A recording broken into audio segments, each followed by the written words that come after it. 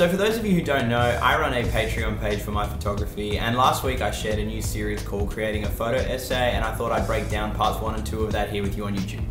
This series is a 3-part series: planning, shooting, and editing, and today I'm going to go over planning and shooting. I thought I'd kind of give editing its own little video next week because that way I can dive into the actual process of editing the photos themselves and also putting them together in the actual essay. The main reason for this video is to try and show you all what I'm doing over on Patreon and also to show you how I go about creating photo essays. I think they're really fun to make and a great way to get better at photography and also kind of build up your portfolio. So yeah, I hope you enjoy. So why even bother making a photo essay? This is something my friends and I talk about a lot, and I think it's a great way for me at least to showcase more of a story. Oftentimes when I put up one photo, people will ask like, what's going on here? Like, who is this? What's the backstory? And I think a series or a photo essay, how I call it, is just a great way to showcase more of a backstory and also share more of what you can do as a photographer.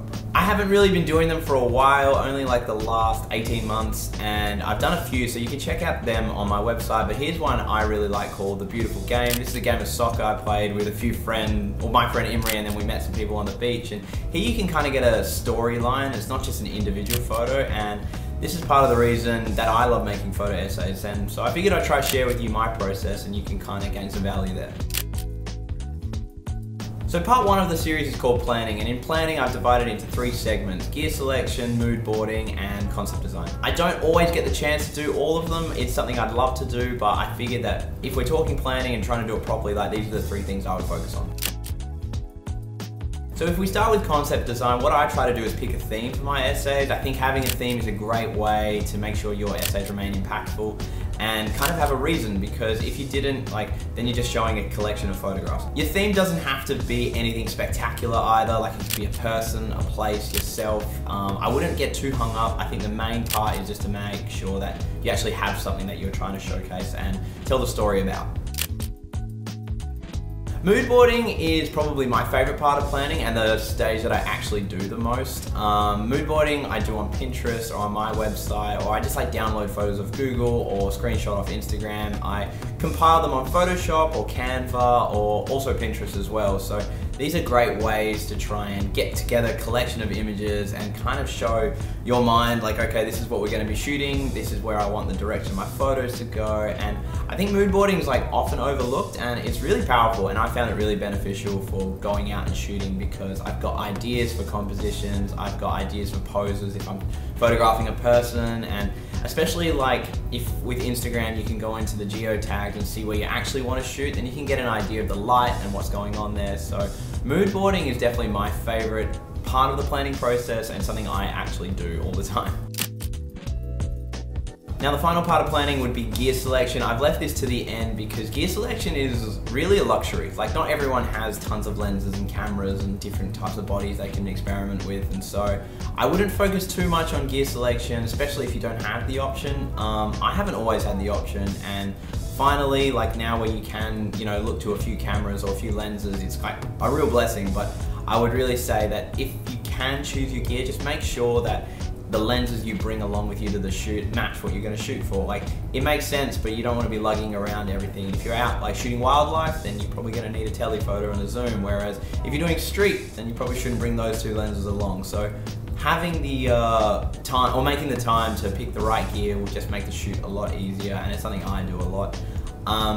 But yeah, again, it is a luxury, and don't really worry if you can't. If you've just got your iPhone, and even if your iPhone doesn't have multiple lenses, just take the phone. It really doesn't matter. So that's at the end, not so important. But for planning, mood boarding is definitely my favorite, and concept design is definitely an essential for putting the essay together. So moving on to part 2. Part 2 is a bit more fun. It's literally just going out and shooting.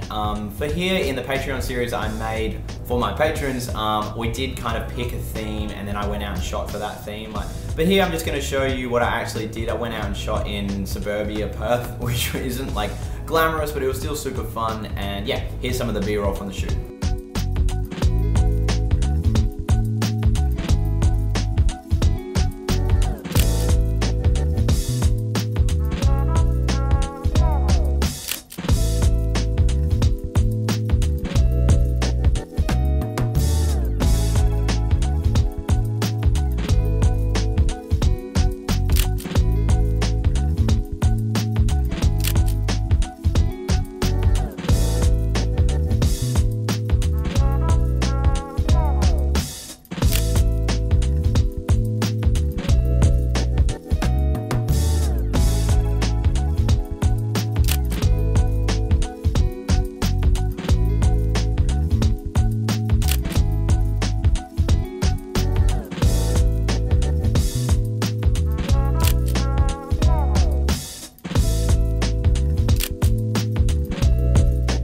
Now, I don't need to break down a ton from the shoot. It's quite clear you've planned and you've gone out and shot the images that you wanted. But what I will stress is that the planning part really informs the shooting part. So if I planned for this series and I kind of know what I'm actually going to go out and photograph, I do love going out and just photographing what I see and what I do, and even kind of preparing an essay going in reverse, like you shoot and then you go back and figure out a theme.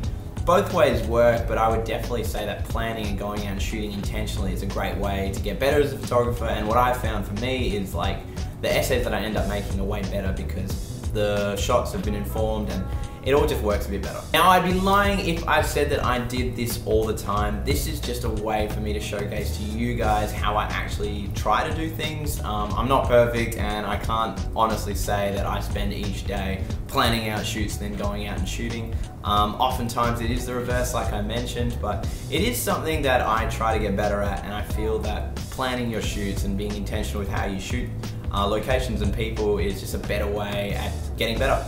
And it's something that I wanted to share with you guys and also see if you guys had any input. My Patreons were fantastic at getting some feedback to me. So if you are interested in seeing this a bit more in depth, like I'll leave a link below and you can go check it out for yourself. So like I said, guys, this is just parts 1 and 2 of this series I shared on Patreon. Part 3 I'll be putting into an editing video on its own. There I'll break down how to edit these photos consistently, as well as putting them together to try and tell a bit better of a story.